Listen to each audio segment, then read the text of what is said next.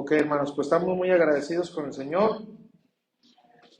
Vamos a ir abordando temas un poquito más fuertes. Son sencillos dentro de lo que cabe, pero son más fuertes porque le digo que la mayoría de las veces estamos acostumbrados a responder de una manera automática, técnica y bíblica, que, bueno, sinceramente debe de ser esa, ¿no? Pero recuerde que no estamos rodeados de cristianos, ¿verdad que no? Hay gente afuera que no se va a quedar con un solo texto bíblico, que necesita argumentos. Y una vez más, nosotros no confiamos en los argumentos, confiamos en la labor del Espíritu Santo. Sin embargo, hay gente que tenemos que llegarle con argumentos y el Espíritu Santo hará el resto. ¿Amén? ¿Sí? ¿Listos entonces? Ok. Curso bíblico de apologética. Yo he tratado de que se diga así, curso bíblico. ¿Sabe por qué? Porque hay apología, apologética en otras áreas. ¿Ok? Y le pusimos curso bíblico porque estamos tratando apologética bíblica. Estamos abordando temas bíblicos. ¿Ok? Es por eso que estamos haciendo eso.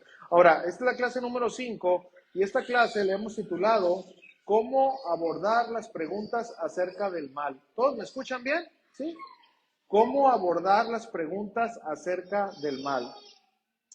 Hermanos, por más que tratemos de evitar, en serio se los digo, en algún momento vamos a tener que contestar la pregunta, ¿dónde se originó el mal?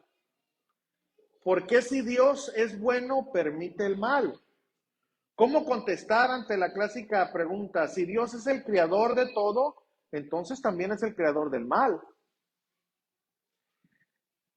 Si todo Él lo puede hacer, ¿por qué no hace que el mal sea removido de la tierra? Bueno, en esta clase, hermanos, no sé cuánto, no sé si lo alcance a terminar, pero vamos a avanzar lo más que pueda, ¿verdad? Vamos a tratar sobre estas preguntas, porque tarde que temprano nosotros vamos a tener que contestarlas, hermanos. Y bueno, no tenemos que basarnos a respuestas cerradas, ¿verdad? Religiosas, ¿verdad? No, necesitamos adquirir conocimiento para poder enseñar a la gente dónde se originó el mal, ¿verdad? Y que puedan comprender entonces, ¿verdad? ¿Por qué Dios permite el mal? ¿Ok? Entonces, vamos a la clase ahora sí directamente.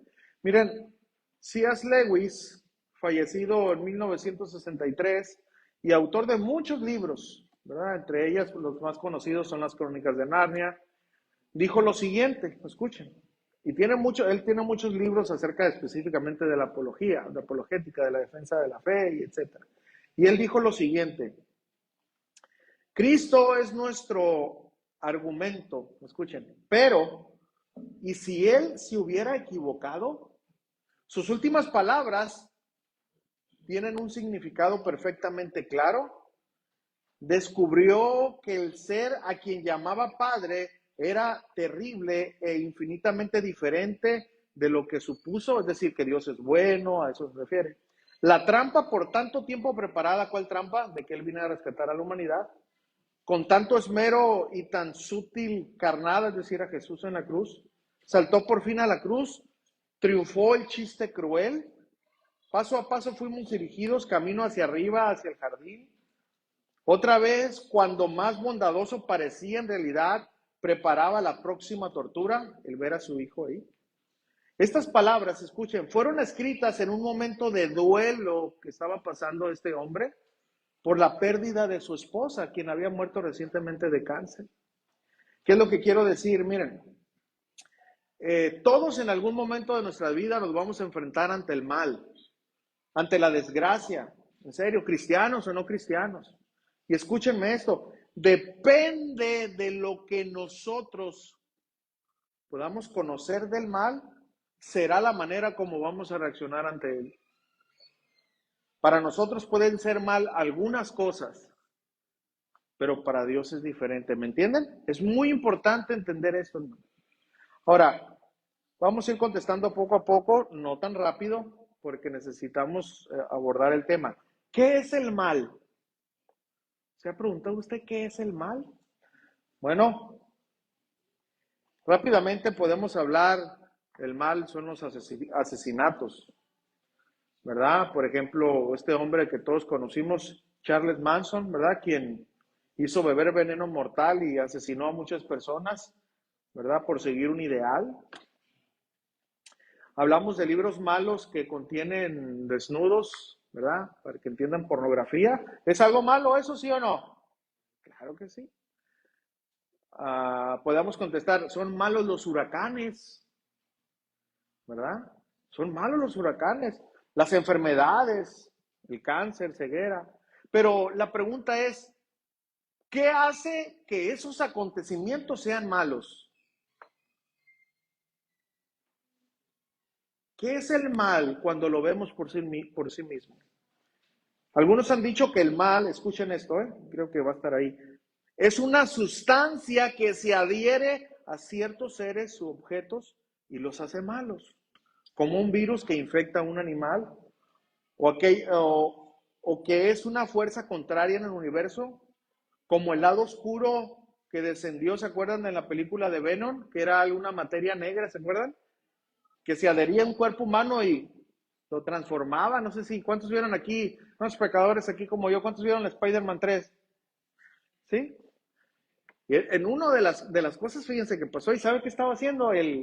No me acuerdo del nombre, pero estaba en una iglesia pidiéndole a Dios que castigara a otra persona, pues, lo que me entiende. ¿Imaginan? Y ahí fue donde lo agarró el cuchuflay del mal, ¿verdad? Entonces, bueno, es un ejemplo nomás, pero entonces, si Dios hizo todas las cosas, si Dios hizo todas las cosas, quiero que entienda esto y empiece a razonar, hermano, miren, si Dios hizo todas las cosas, porque hay gente que usted lo va a poner en esta situación. Si Dios hizo todas las cosas, ¿eso lo hace responsable del mal? Escuche, tiene mucha lógica.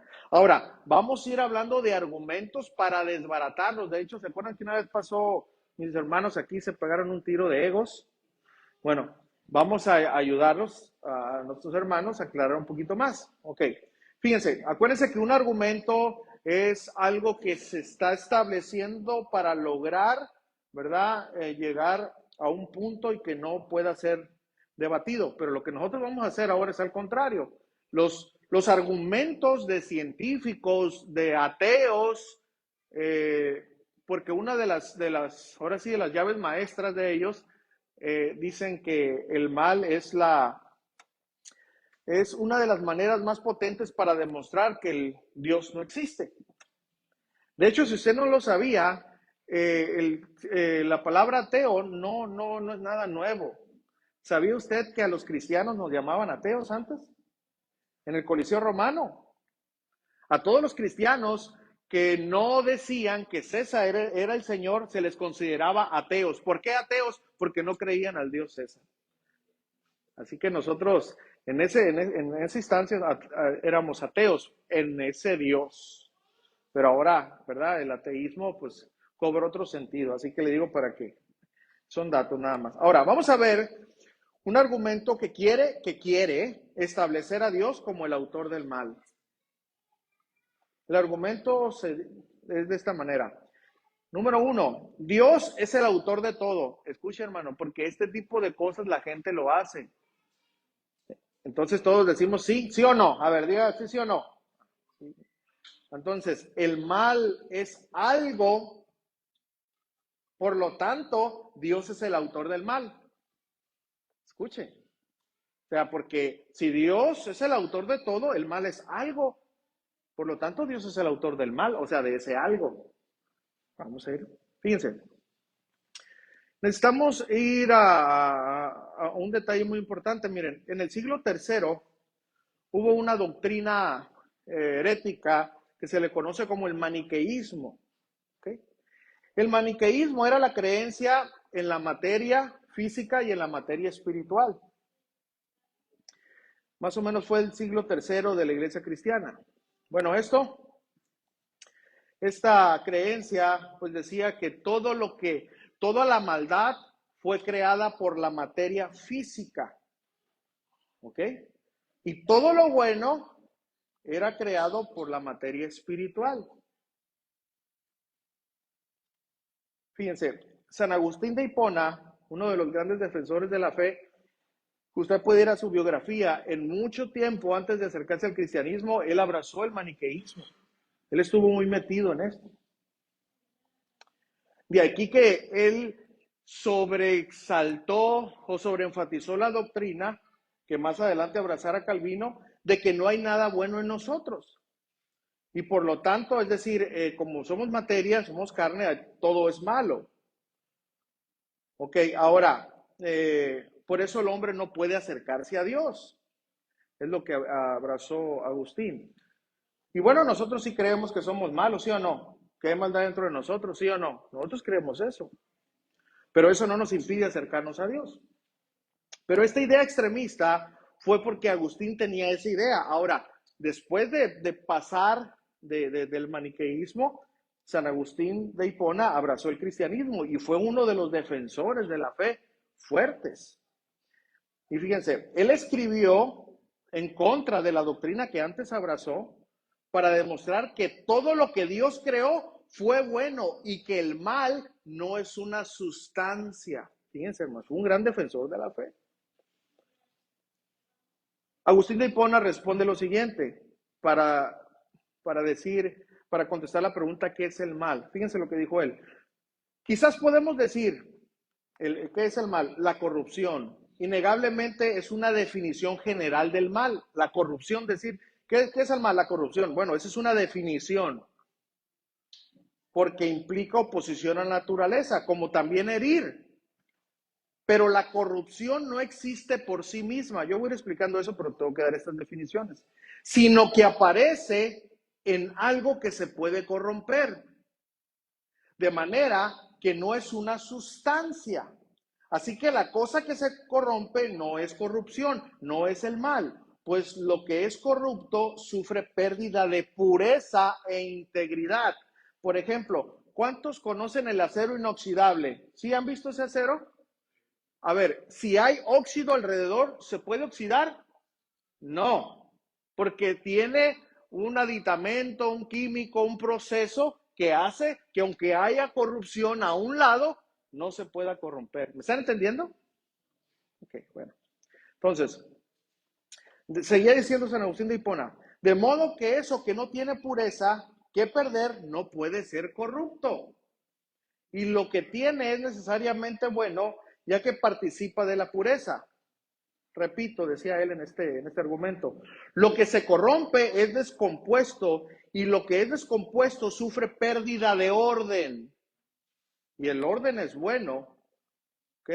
Entonces, ser corrupto no implica necesariamente ausencia de bien, pues la corrupción priva de lo bueno, lo que no ocurriría si hubiera ausencia de bien. Esto lo escribió en un extracto sobre la moral de los maniqueos, página 7, página 5, punto número 7 en ese libro. Bueno, ahora sigamos desarrollando esto, miren, ahorita lo voy a explicar, pero quiero que vean estos argumentos. Lo que nosotros estamos viendo aquí es verdad. Así que parece que debemos entonces de negar la realidad del mal para negar la conclusión. Eso lo hicieron los panteístas y lo vimos en la clase pasada. Entonces, miren, podemos negar que el mal es una cosa o sustancia sin decir que no es real. Es cierta carencia en las cosas. Cuando lo bueno que debería haber está ausente de algo, eso es malo. Después de todo, como un ejemplo, si no tengo una verruga en mi nariz, eso no es malo, porque en primer lugar no debe de estar ahí. Sin embargo, escuchen esto. Si un hombre le falta la habilidad para ver, pues decir que la verruga interfiera, eso sí sería malo, ¿verdad? Cuando la verruga o algo aquí me interfiera para ver es malo, pero el tener una verruga en la nariz no es malo. Miren, si una persona carece de bondad y respeto por la vida humana, ¿verdad? ¿Qué es lo que hace? Asesina a las personas. Por ejemplo, ¿qué de malo tienen las pistolas? ¿Cuántos han usado pistolas aquí? Aunque sea de agua, ¿verdad? Pero bueno, vamos a hablar de otro tipo de pistolas. ¿Un arma es algo malo en sí? ¿Tiene maldad esa arma? No. Si usamos el arma legítimamente para lo que es, que puede ser el deporte del tiro al blanco, que puede ser la caza, es algo bueno, ¿sí o no? ¿Dónde radica la maldad? En la persona que ejerció esa arma para cometer un asesinato. ¿Me están entendiendo? Ok, entonces, miren, explico lo siguiente. Para poder entender este punto, tuve que hacer estos argumentos, pero eh, me voy a ir sobre el significado así que todos podamos entender, ¿ok? Miren, el mal entonces es la falta de algo que debería haber en relación entre las cosas buenas. Entonces, ¿cómo podemos contestar esto? ¿Qué es el mal? ¿Cómo podemos contestar qué es el mal? Miren, el mal es la ausencia del bien. Eso no quiere decir que no exista, porque aquí es un juego de palabras. Pero, por ejemplo, nosotros ya como cristianos, ¿por qué Dios no puede ser corrompido por el mal? A ver, ¿por qué? Porque en Dios no hay ausencia del bien. No hay nunca se le va a ir el bien a Dios. Por más contaminación, por más, jamás el mal podrá contaminar a Dios. Nosotros aquí, poniendo un ejemplo, nosotros aquí ahorita, si usted sale, voltea al cielo, está todo oscuro, ¿verdad? ¿Sí o no? ¿Eso quiere decir que la luz no exista? ¿O que exista verdaderamente la noche o las tinieblas? No, más bien que ahorita lo que ilumina nuestro planeta, que es el sol, está en otro lugar, ¿sí o no? Dando luz a otro lugar. Entonces la oscuridad es más bien la ausencia de la luz. ¿Qué es la maldad? La ausencia de qué? Del bien. Miren, en una manera, esto es bien práctico, ¿no? Pero una manera más práctica. Cuando nosotros tenemos la oportunidad de hacer algo dominado por el mal, es porque se está ausentando el bien de nuestras vidas. Por ejemplo, si yo quiero hablar mal de mi hermano Chuy, si yo quiero hablar de mi hermano Chuy, tengo la posibilidad de hacerlo, no. Si tengo la ausencia del bien, me va a dominar el pecado y voy a hablar en contra de él.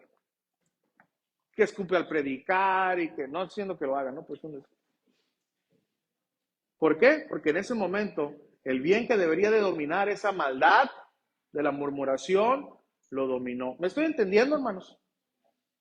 ¿Por qué el hombre perfecto que estaba en la creación de Dios, lleno de bondad, no existía el mal, no existía? Era todo bueno. ¿Por qué decidió rebelarse ante Dios?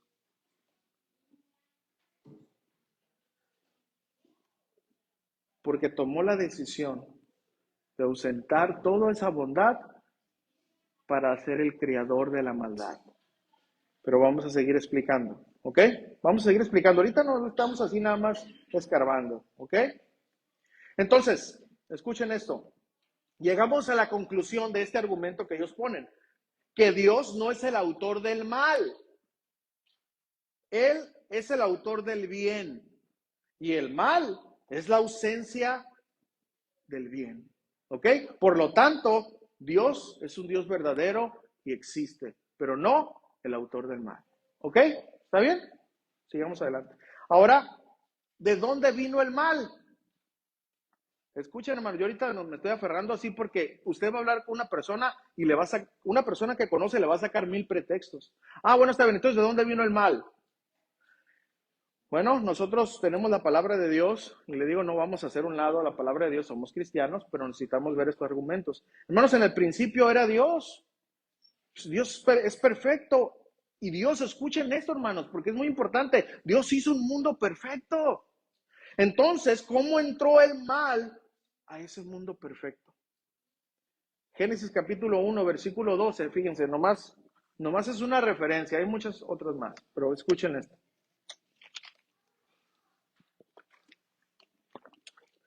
Produjo pues la tierra hierba verde, hierba que da semilla según su naturaleza, y árbol que da fruto cuya semilla está en él, según su género.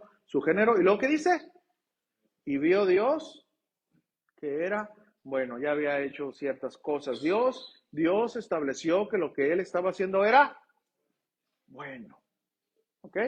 Ahora, vamos a ver otro argumento, ¿verdad? Para que va en contra acerca de Dios. Miren, ahí lo van a poner ahí.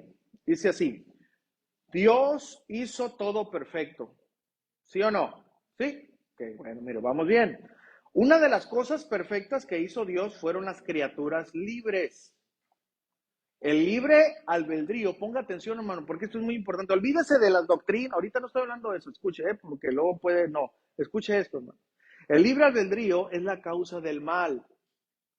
Entonces, la imperfección, es decir, el mal, puede surgir de la perfección no directa, sino indirectamente, ¿a través de qué? De la libertad. Ponga mucha atención, hermano. Miren, una de las cosas, perdón, que hace que los hombres y los ángeles sean moralmente perfectos es la libertad de poder decidir lo que se hace. Dios nos hizo así, hermanos, para que pudiéramos ser como Él y pudiéramos amar libremente. Pónganme atención, hermanos. El amor forzado no es amor del todo. ¿Sí o no? Hermano, yo como le digo, yo sé que aquí hay doctrinas y, hermano, no es mi punto este. Mi punto es entender de dónde viene el mal, que entendamos. Yo quiero que usted conteste esto, hermano, para que a veces luchamos con estos términos. ¿Usted quisiera tener una persona a su lado que lo ame porque usted le puso una pistola en la cabeza? Pues Dios tampoco, hermanos. Dios tampoco. Dios nos da esa libre decisión de amarlo o de rechazarlo. Es ahí donde nosotros, hermanos, sacamos los argumentos para poder contestar de dónde vino el mal y no echarle la culpa a Dios. ¿Ok? Ok, ahora escuchen, tenemos que decir la verdad. Dios nos hizo así, con la libertad de decidir. Entonces, en esa libertad de decidir, Él permitió la posibilidad del mal, pero no era su deseo que fuera. ¿Me están entendiendo? Esto es muy importante, hermanos, entender. Hermanos, para ser libres, no solo deberíamos de tener la oportunidad de escoger el bien del mal, sino la habilidad para escoger el mal. Ese fue el riesgo, hermanos, que Dios corrió conscientemente. Por eso, pero eso de correr el riesgo a Él no lo hace responsable del mal. Vamos a la definición de libre albedrío. ¿Okay? Miren, hay varios aspectos en los que abunda la confusión acerca del libre albedrío. Hay muchas cosas. Algunos dicen que se refiere a la habilidad de desear, pero un concepto mejor sería que es la capacidad, pónganme atención, yo le voy a mandar las notas, ¿no? Pero que es la capacidad de decidir entre alternativas. Eso es el libre albedrío. Si nosotros no tuviéramos alternativas, hermanos, no pudiéramos decidir. Tenemos que poner atención en esto. Hermano, el deseo es una pasión, una emoción, pero la voluntad es una opción entre dos o más deseos. Hermanos, otros piensan que ser libre es no tener o carecer de alternativas limitantes. Uno debe de ser capaz de hacer lo que quiera, pero lo opuesto a la libertad no es carecer o tener pocas alternativas. Escúchenme, sino ser obligado a elegir una cosa y no otra. Hermanos, la libertad no radica en las opciones ilimitadas, sino en la opción sin trabas entre cualesquiera de las ya existentes. Decidir el bien, decidir el mal. La decisión se toma libremente en la medida en que la elección, escuchen eso, es muy importante, provenga del individuo antes que de una fuerza externa. Eso es muy importante entender. Entonces, en pocas palabras, el libre albedrío significa la habilidad para efectuar una decisión no forzada entre dos o más alternativas. Voy a hacer un ejemplo muy rápido. Usted le dice a su hijo, a las 8 de la mañana te levantas y tiendes tu cama, sí o sí. ¿Le estás dando la opción o lo estás obligando? Ahí no le estás dando la oportunidad de decidir. ¿Estoy entendiendo? Dios no es así, hermanos. Por eso, hermanos, esta cuestión, mire, del libre albedrío es muy importante entenderla. Lo que pasa es que el libre albedrío se ha manipulado mucho acerca de lo de la salvación y eso, pero no, hermanos, Dios nos hizo hombres que podamos decidir. Por eso hicimos lo que, y nuestros padres hicieron lo que hicieron, y vamos a entender esto. Y como le digo, como este punto, si en verdaderamente se entiende como debe de ser, vamos a llegar a la conclusión que nosotros podemos decidir, y hay ciertas doctrinas que van a ir en contra de esto, por eso no conviene explicar esto. Y créanlo que no era mi intención hablar de este tema, pero tenía que tocar el punto del libre albedrío para poder entender el mal, hermanos. Así que, por favor, pónganme atención en esto. Miren, hermanos, Dios creó la libertad como un hecho. Ahora, nosotros desarrollamos el potencial de ese hecho. Dios hizo posible el mal, los hombres lo hicimos evidentes. ¿Sí me están entendiendo? Esa es una gran diferencia. Dios no es el creador. Lo hizo posible al darnos la libertad de elegir, pero no lo responsabiliza a Él. La imperfección, entonces, vino del abuso de nuestra perfección moral como criaturas libres. Hermanos, la misma respuesta se aplica al caso de la serpiente. Dios hizo a Satanás. ¿Cuántos creen eso? ¿Tienen alguna duda? Dios hizo a Satanás, al lucero de la mañana, el más bello de todos los seres creados. Él lo hizo con la perfección del libre albedrío. Satanás se rebeló contra Dios. Y dice la palabra de Dios en Ezequiel capítulo 28, versículo 15. Una vez más, aquí fue donde inició la ausencia del bien. ¿Cómo dice aquí? Perfecto, completo. Eras en todos tus caminos, o sea, todo estaba lleno de bondad, del bien. Pero pasó algo, dice, desde el día que fuiste creado, o sea, todo eres perfecto, hasta que se halló en ti la ausencia del bien que te creó. ¿Sí me están entendiendo? Hasta que se halló en ti, ¿qué? Maldad. Hermanos, ese fue el primer pecado, hermanos. Y de ahí, pues ese es el patrón, ¿no? De todos los pecados siguientes. Algunos preguntan, van a preguntar, ¿qué hizo pecar a Satanás?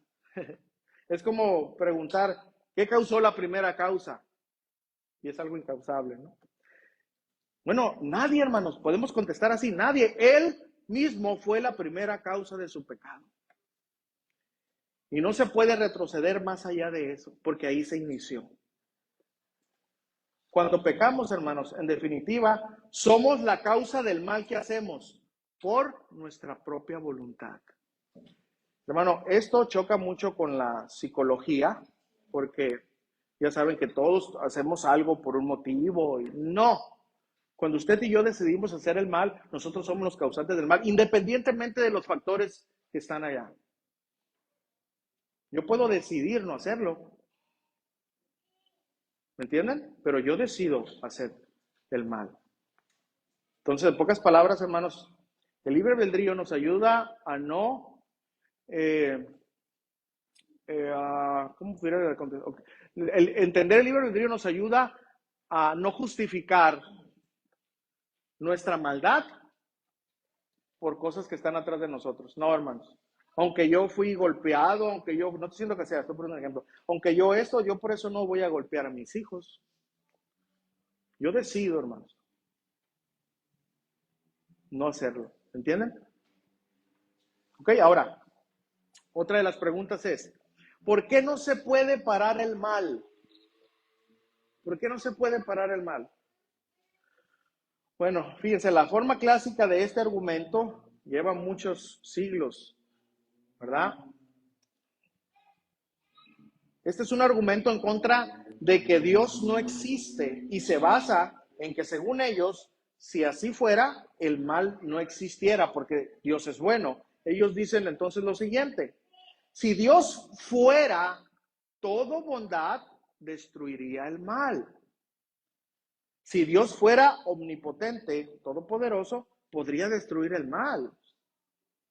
Pero el mal no es destruido, dice este argumento. Por lo tanto, no hay tal Dios. Escuchen, hermanos, son argumentos que ahorita usted dice, ay, yo me las sabía con manzanas.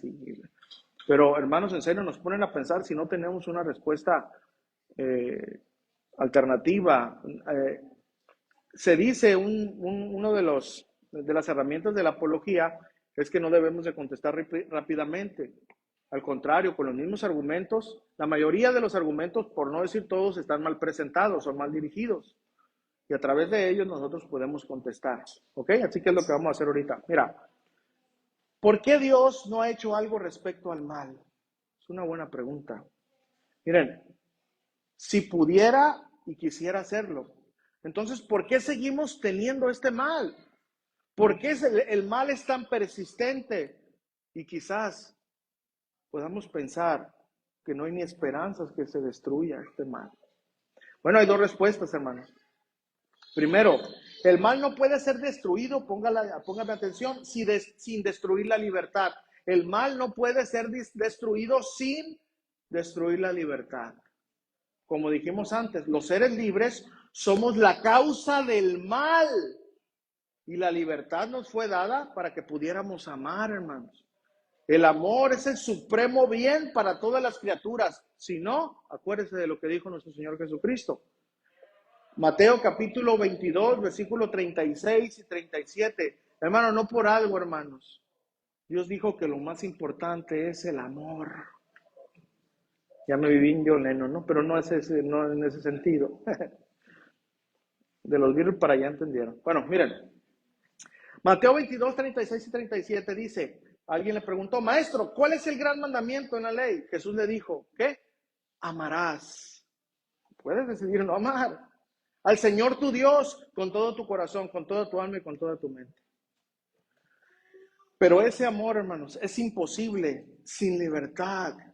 De modo que si se destruyera la libertad, lo que es el único modo de terminar con el mal, sería malo en sí mismo. ¿Por qué? Porque privaría de su supremo bien a las criaturas, nosotros, libres. De ahí que destruir el mal es realmente más malo. ¿Está entendiendo? Ahora, el argumento contra Dios a partir del mal plantea algunos supuestos arrogantes aquí, miren. Dice, que el mal no se ha destruido, nosotros podemos contestar de esta manera. Muchas personas dicen, no, pues que el mal, no, ok, escuchen esto. Que el mal no se ha destruido, presente, no significa que ¿qué? Que nunca lo será. Usted y yo sabemos que un día, ¿qué? Un día, hermano. Entonces nosotros, pues, ok, está bien, ahorita no está destruido, pero un día será posible. Miren lo que dice Daniel capítulo 9, versículo 24. Dice así, 70 semanas están determinadas sobre tu pueblo y sobre tu santa ciudad para terminar la prevaricación y ponerle fin ¿a qué? Al pecado y expiar la iniquidad, para traer la justicia ¿qué? Perdurable y sellar la visión y la profecía y ungir al santo de los santos. Entonces, hermanos, el argumento implica que si Dios no ha hecho algo hasta hoy, o sea que Dios no ha quitado la maldad, no es entonces que nunca lo hará. Por eso, como les digo, cada argumento tenemos que nosotros revisarlo, ver, ok, ahí no estás estableciendo algo definitivo. Es una posibilidad presente, pero no futura. Entonces, eso supone que la persona que argumenta así tiene alguna información sobre el futuro. Nosotros como cristianos la tenemos, ¿sí o no? Porque está en la palabra de Dios. Entonces, si reformulamos el argumento para corregir ese descuido, cambiando la manera temporal que muchas personas ven el mal, nosotros podemos contestar de esta manera. Fíjense, número 1, si Dios fuera todo bondad, derrotaría al mal. Si Dios fuera omnipotente, podría derrotar al mal. El mal no ha sido derrotado todavía. Por lo tanto, Dios puede, y aquí viene el establecer, y algún día, ¿qué? Derrotará al mal. ¿Se da cuenta? Ahora, es el mismo argumento usado contra la existencia de Dios, que hablando acerca de que si el mal no ha sido derrotado es porque no hay tal Dios, nosotros lo podemos usar para establecer que sí existe un Dios que derrotará al mal un día. Solamente es cuestión, como le digo, de ver el argumento y poderle cambiar la dirección. Entonces, ese argumento para nosotros es nuestra mejor defensa. Entonces, resulta incuestionable que si eso no ha ocurrido, el mal, ¿verdad? Y si Dios es como suponemos nosotros que es porque todavía no hemos esperado el tiempo suficiente. Muchos dicen, no, es que ya lleva mucho. Sí, es cierto. Ahora, nosotros sabemos, ellos no, que para Dios el tiempo es muy diferente a nosotros. Él no mide el tiempo como nosotros lo miramos, y es ahí donde para nosotros es mucho, para Él no es nada, ¿entiende? Es la gran diferencia. Hermano, tenemos que entender, hermanos, que Dios no va a contestar ni va a cambiar las cosas por un deseo de un ser humano. Dios no es Aladino para que frotes la lámpara y diga, no, es que el mal tiene que ser así para que Dios, no, para nada. Así como las personas tienen el derecho de decir, no, es que yo no creo que exista Dios porque está el mal, nosotros tenemos el derecho de contestar, el mal será derrotado algún día. Pero no para complacer a escépticos, sino porque es algo que va a ocurrir. ¿Están entendiendo? Amén. Otra de las preguntas, hermanos, que nosotros tenemos que entender ahora como cristianos, pero también nos va a ayudar a evangelizar. Tenemos que entender esto, hermanos. ¿Cuál es el propósito del mal? ¿Cuál es el propósito del mal? La pregunta que suena en la mente de aquellos que sufren es, ¿qué? ¿Por qué? ¿Por qué perdí mi pierna? ¿Por qué se quemó la iglesia? ¿Por qué tuvo que morir mi mamá? ¿Por qué? Es lamentable, pero no siempre, hermanos, podemos dar una respuesta. Tenemos que ser bien honestos. No tenemos todas las respuestas, ¿verdad que no, hermanos? Y a veces, no se me duerma, hermanos, y a veces intentamos tener todas las respuestas. Pero ahí, hermanos, ella es más nuestra carne. ¿Usted tiene todas las respuestas? Seamos honestos, hermanos. Hay cosas que lo único que tenemos que hacer es orar, ¿sí o no? Que a veces hasta nosotros mismos tenemos la fe de decir, Señor, yo sé que es por algo, pero ahorita no lo entiendo. Mucho menos esa persona que está pasando ese momento, ¿sí o no? ¿Ok? Ok, ahora, miren, vamos a ver otro argumento que ellos plantean. Miren, dice así, no hay buen propósito en tanto sufrimiento. Eso dicen ellos. Un Dios bondadoso debe de tener un buen propósito para todo. Así que no puede haber un Dios completamente bondadoso. Ellos dicen eso. Ahora, esto lo podemos tratar de dos maneras. Primero, necesitamos hacer una diferencia entre lo que sabemos acerca del propósito del mal y el propósito que Dios tiene con él. Esa es una grande diferencia. Hermanos, aunque no conozcamos nosotros ese propósito, puede que tenga una buena razón para permitir el mal en nuestras vidas. Y de hecho, lo digo, Dios lo tiene. Por eso, hermanos, no podemos aceptar que no hay un buen propósito para algo, solo porque no podamos saber cuál es. ¿Sí me entiendes? Es más, hermanos, ¿conocemos algunos de los propósitos de Dios para el mal? Por ejemplo, sabemos que a veces, hermanos, Dios lo usa para advertirnos respecto a males mayores. Cualquiera, un ejemplo, que haya criado un niño, habrá pasado por un momento de que, ¿a cuántos les tocó que sus niños hicieran travesuras o hacen? ¿Sí o no?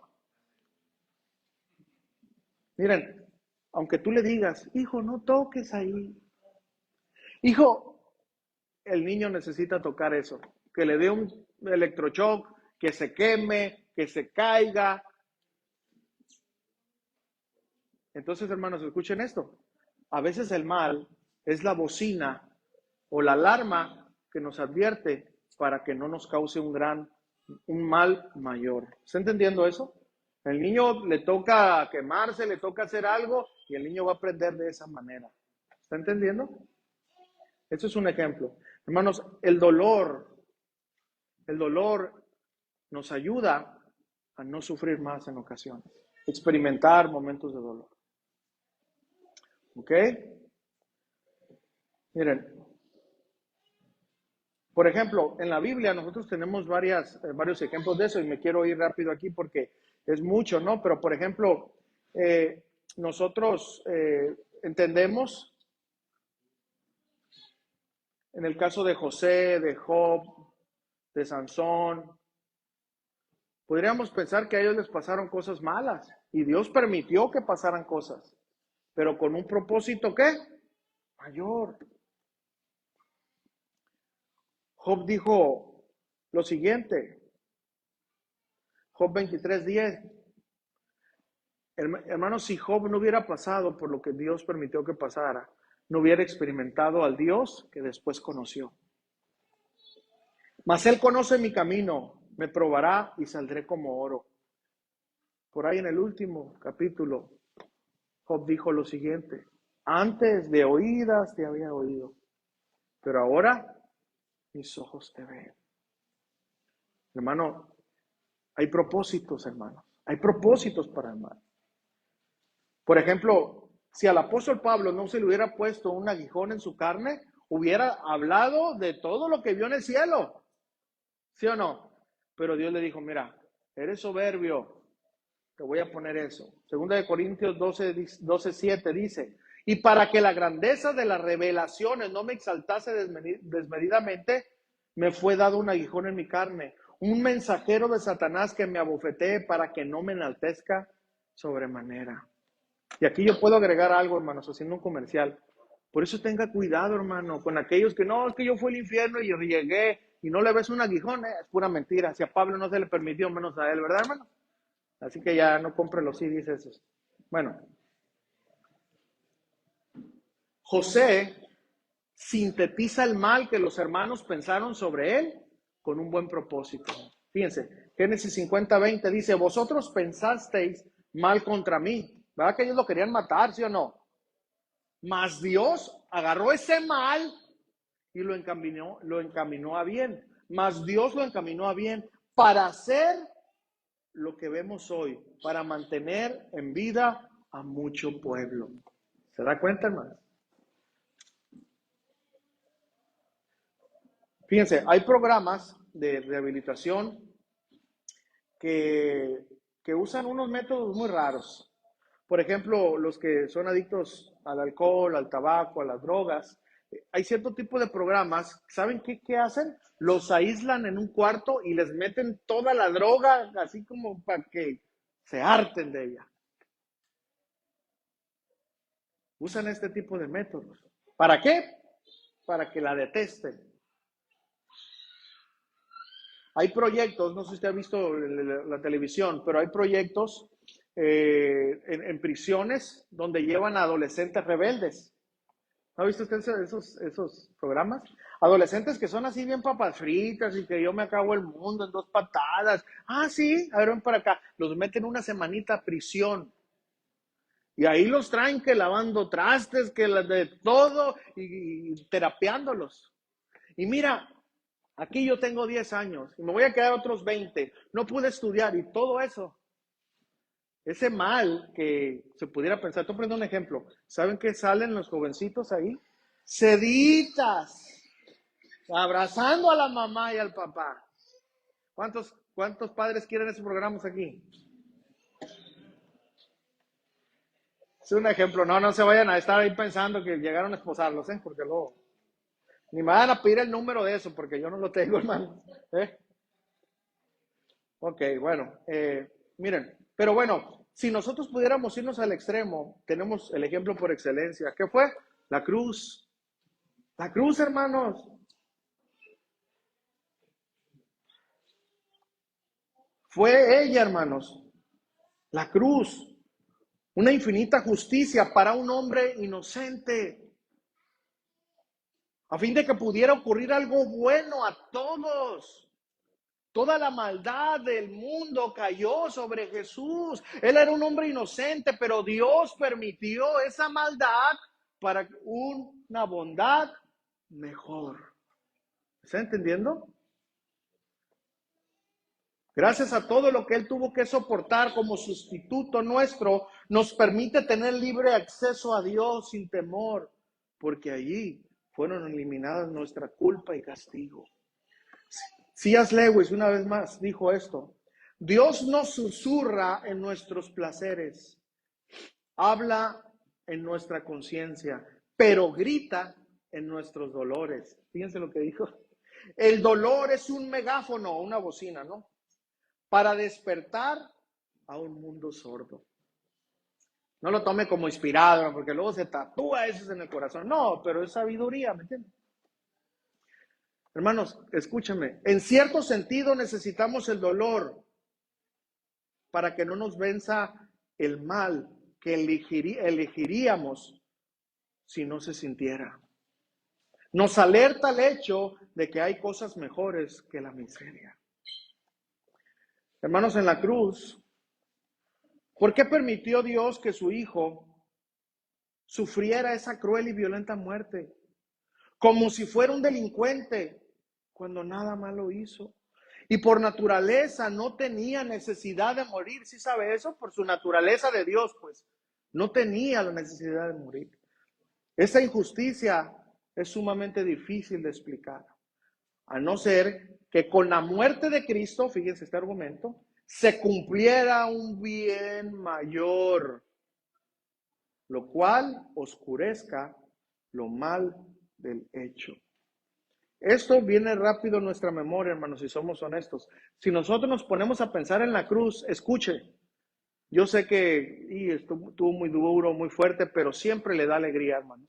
No porque usted y yo seamos malos, o sea, en ese aspecto que le hubiéramos que bueno, no, sino porque sabemos que ese sufrimiento nos dio ¿qué? La libertad. ¿Se da cuenta, hermano?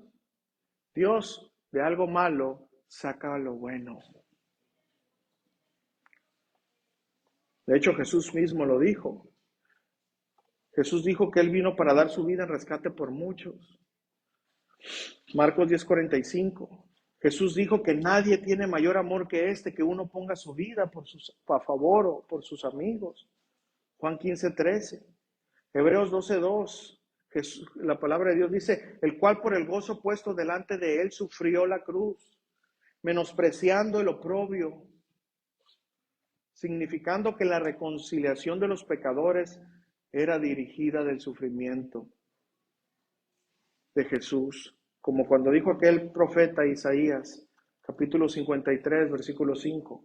Mas el herido fue por nuestras rebeliones, molido por nuestros pecados, el castigo de nuestra paz fue sobre él, y por sus llagas fuimos nosotros curados. Hermanos, el supremo propósito y el mayor bien derivado de la muerte de Cristo, nuestro sustituto por el castigo de nuestros pecados, es más importante que el mal al que estaba sujeto cuando padeció ese proceso. ¿Están entendiendo? Okay. Ahora, entonces, ¿es necesario que tenga que haber tanta maldad? ¿Tiene que haber tanto mal? Le digo, hermanos, usted y yo necesitamos conocer esto. Primeramente por nuestra vida cristiana, para poder entender el propósito, de dónde viene y todo esto. Porque si no lo hacemos, a la hora de enfrentarnos situaciones, hermanos, vamos a pensar otras cosas. Pero también a la hora de hablar acerca de la defensa de la fe, todo esto nos va a ayudar a entender.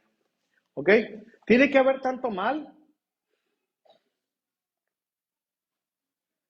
En verdad no, hermano. En verdad no. ¿Tiene que haber tanto mal para cumplir los propósitos de Dios? ¿No podría haber una violación menos? ¿Un chofer borracho menos que atropellara a alguien? ¿Eso mejoraría el mundo? Por supuesto, esa teoría se le conoce como del uno menos. Podría aplicarse hasta que no haya más mal. Eso puede llegar al siguiente caso extremo. ¿Qué hay con el infierno? ¿No sería mejor tener una persona menos allí? Puesto que ambas preguntas tienen la misma respuesta, vamos a ver algunos planteamientos. Vamos a ver, mire. Número 1. El bien supremo es salvar a todos los hombres. Una persona en el infierno sería menos que el bien supremo. Por lo tanto, Dios no puede enviar a alguien al infierno. ¿Se da cuenta, hermano? Vamos a ver. Miren, para responder esta objeción, vamos al tema una vez más, vamos a retomar el libre albedrío. Hermanos, es cierto que Dios desea que todos los hombres sean salvos. Ese es el deseo de Dios. Escuchen, no es la orden de Dios. Es muy diferente el deseo de Dios que la orden de Dios. Segunda de Pedro, capítulo 3, versículo 9. ¿Verdad? Ese es el deseo que Dios tiene, pero Él desea que todos se salven. Pero no va a ser así. Ahora, no significa que el deseo que Dios tiene se va a cumplir, porque aquí, hermanos, el hombre va a elegir amarlo o creer a Dios. Esa es la grande diferencia, hermanos. Ahora, Dios no obliga a nadie, hermanos, a amarlo. El amor obligado es una contradicción. Pónganme atención con esto. El amor debe de ser espontáneo, es una elección libre. De modo que algunos hombres optan por no amar a Dios, aunque Dios lo desee, hermanos. Y fíjense lo que dice este texto. Mateo capítulo 23, versículo 37, hablando Jesús en sus últimos tiempos. Ahí, Jerusalén, Jerusalén, que matas a los profetas y apedreas a los que te son enviados. ¿Cuántas veces quise juntar a tus hijos como la gallina junta sus polluelos debajo de las alas y no quisiste? ¿Sí o no, hermanos? Si usted entiende poquito de la cronología de la Biblia, es decir, del proceso que Dios tuvo para hablarle al pueblo de Dios, se va a encontrar con eso. Mataban a los profetas, por eso fueron cautivos, no respetaban los mandamientos, bla, bla, bla, bla. Y Jesús, hermano, en su último tiempo dice esto, ¿cuántas veces? Ese era el deseo de Dios, pero ¿qué decía Israel? No, es mentira, maldito el hombre que muere en un madero. Porque no entendían en ese momento, pero lo van a entender después, ¿verdad? No entendían que Él se hizo maldición por nosotros, hermano. Ahora, todos los que van al infierno, hermanos, van debido a su libre elección. La gente que va a estar en el infierno no va a querer ir ahí, en serio, no va a querer estar ahí. ¿Quién va a querer estar ahí? Nadie lo desea, nadie tiene ese deseo.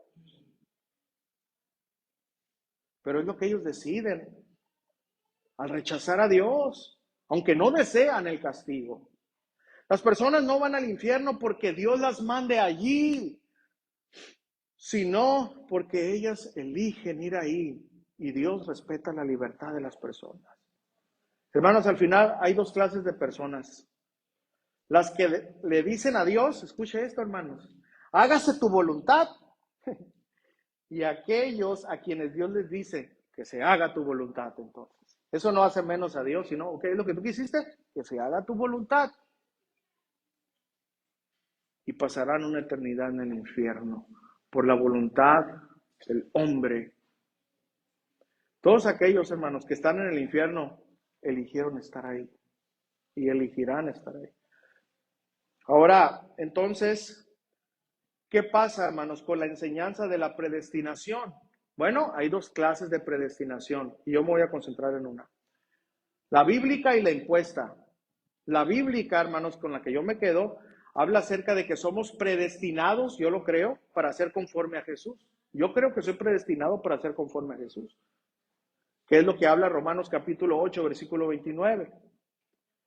Dice así, porque a los que antes conoció, también los predestinó, aquí viene el para qué, para que fuesen hechos conformes a la imagen de su Hijo, para que Él sea el primogénito entre muchos. Yo creo, hermanos, eso, que yo soy predestinado para ser como Jesús. hablando de caminar en la obediencia. Y vamos a ver cómo lo confirma aquí. Efesios capítulo 4, versículo 13.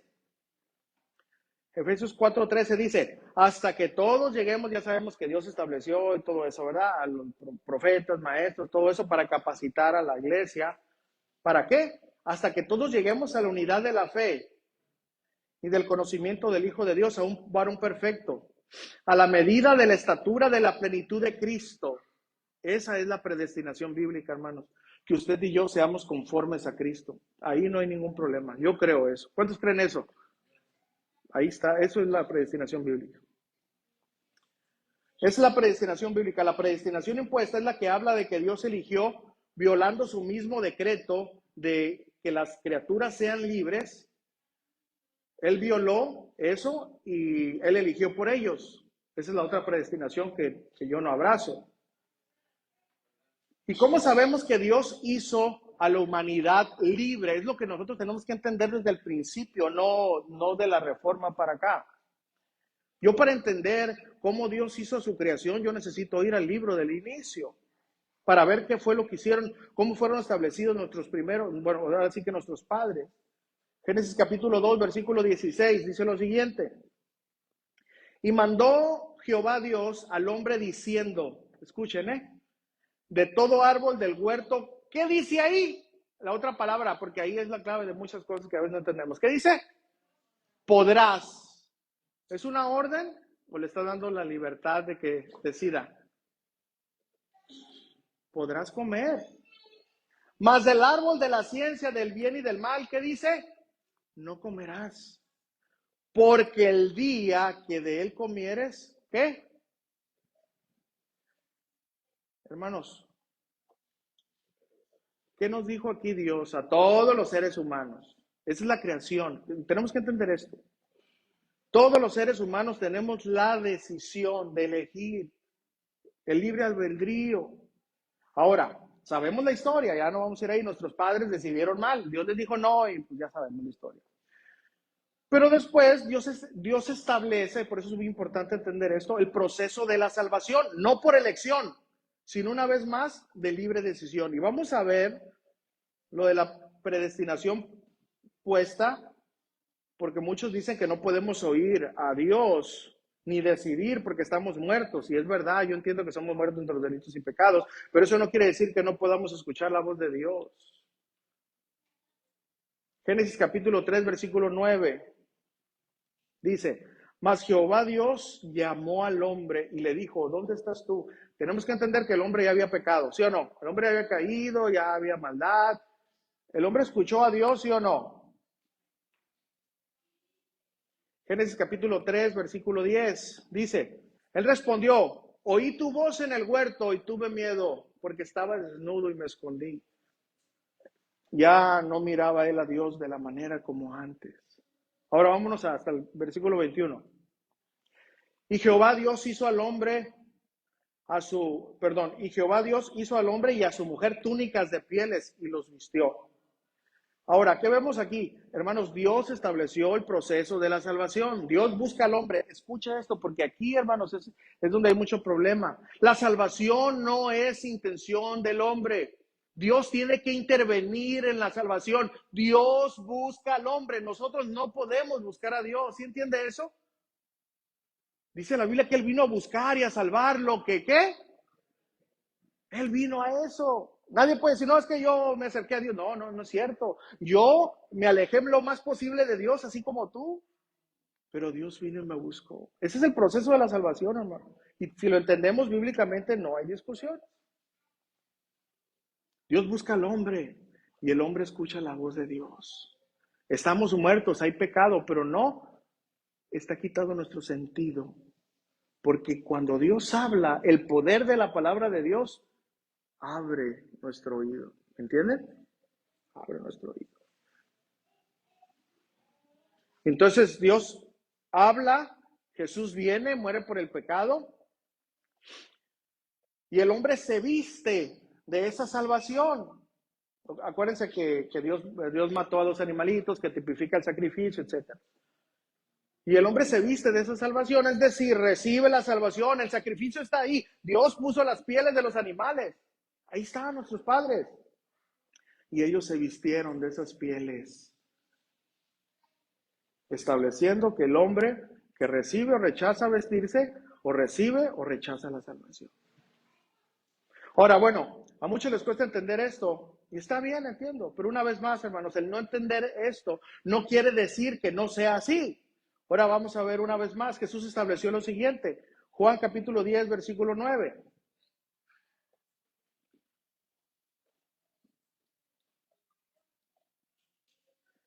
Yo soy la puerta, el que por mí entrare será salvo, y entrará y saldrá y hallará pastos verdes. Aquí dice el que por mí entrare, no dice los predestinados van a entrar.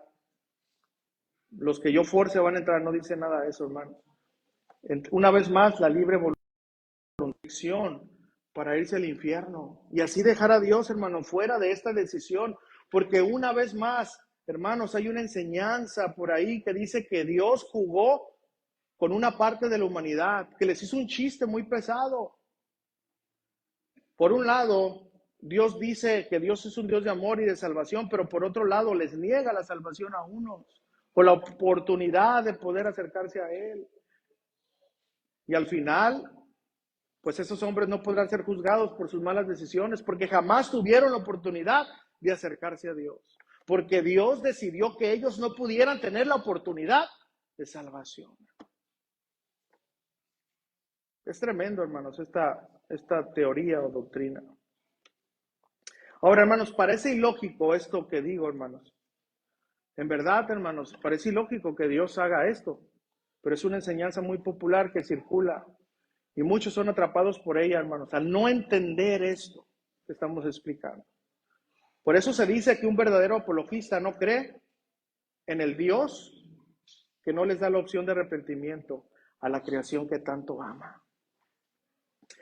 Ahora, ¿por qué voy a este punto? Y se los digo, hermano, ya estoy como Manny Pacquiao, ¿no? ¿Se acuerdan de Manny Pacquiao? Siempre que iba a pelear con un mexicano. Que decía, no era mi intención pelear con un mexicano, pero siempre peleaba, ¿no?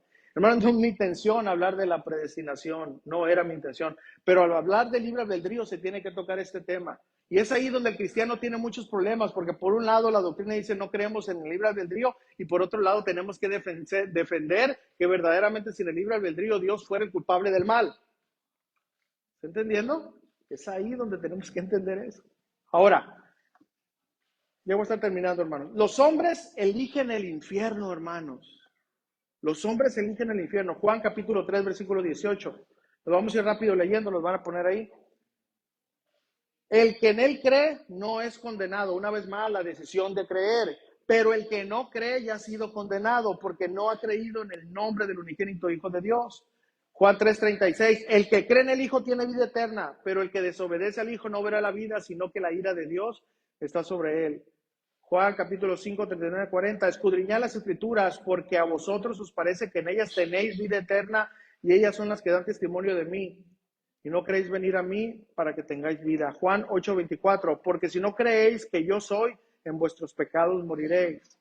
Juan 12:48, el que me rechace y no recibe mis palabras tiene quien le juzgue. La palabra que he hablado ella juzgará en el día postrero. Lucas 10:16, el que a vosotros oye, a mí me oye, y al que vosotros desecha, a mí me desecha, y el que me desecha a mí, desecha al que me envió. Ahora, hermanos, si es así, ¿cómo se decide el destino eterno? No habrá una persona mala en el infierno. Se necesitaría ser más que malo. Y alguien así, aunque decidiera por Dios, sería enviado al infierno de cualquier manera. Sin embargo, ponga atención, un mundo en el que algunos van al infierno no es mejor que todos los mundos concebibles, pero puede ser el mejor de todos si se desea mantener el libre albedrío. De igual modo, hermanos, el mundo podría mejorar si hubiera un delito menos, es verdad, pero debe darse lugar a que el delincuente tenga la posibilidad para poder decidir hacer o no hacer. Sea que hablemos de pecados diarios o del rechazar a Dios. Es la misma respuesta para ambos. Termino con esto. ¿No podría Dios hacer un mundo sin mal? ¿Ustedes qué opinan? ¿Podría Dios o no hacer un mundo sin mal? Vamos a revisar esta última objeción. Fíjense este argumento, dice, Dios sabe todo. Así que Dios sabe el mal que ocurriría al crear el mundo. Dios tenía otras posibilidades de evitar el mal. Podía haber hecho ¿qué? Bueno, podía no haberlo creado, o crear un mundo sin criaturas libres, como muchos dicen, o crear, ¿verdad?, criaturas libres que no pequen, o haber creado criaturas libres que pecaran, pero que al final fueran salvadas, como unos también dicen. Entonces Dios podría haber creado un mundo que no incluyera al mal o al infierno. Este argumento dice eso. Eso parece algo fuerte, hermanos, un argumento fuerte, porque tuvo todas esas opciones. Pero la pregunta es, ¿son esas opciones realmente mejores que el mundo que tenemos? Vamos a ver, hermanos. ¿Dios podría haber no creado el mundo? Bueno, este argumento supone de manera errónea, en pocas palabras, que nada es mejor que algo. Sugiere que hubiera sido mejor que no existiera nada de mal que algo de él. Pues no toma en cuenta que las cosas creadas fueron buenas. Ya vimos al principio, ¿sí o no? ¿Fue bueno o no? Y que fue bueno hasta que se halló la maldad. Este bien, hermanos, de la creación pudo bien no haber existido si Dios no lo hubiera creado. ¿Está entendiendo? Además, esta objeción en verdad no tiene sentido. ¿Por qué? Porque plantea lo siguiente: habría sido moralmente mejor que Dios hubiera hecho un mundo sin moral. Pero lo que le falta o carece de moralidad, ¿verdad?, no puede ser mejor ni peor, porque no posee estado moral. Ni siquiera tiene estado real. No es como si nosotros comparáramos entonces unas manzanas con naranjas, porque esas frutas sí existen. Aquí se compara nada con algo. A ver, hermanos, ¿qué opinan ustedes? Siendo sinceros. Siendo sinceros, ¿le dan gracias a Dios porque nos creó? Hermanos, hasta los ateos le dan gracias a Dios por la evolución o lo que ellos quieran, pero le dan gracias por tener una familia, por tener un trabajo. Están agradecidos de tener esta vida. Entonces, es mejor, escuchen, un mundo, aunque en él habite la maldad, por la libre decisión de ella, que el mundo no hubiera existido. Entonces, podemos contestar de esta manera, hermanos. Este mundo donde habita la maldad es mejor por un tiempo que nada. Escuche, por un tiempo.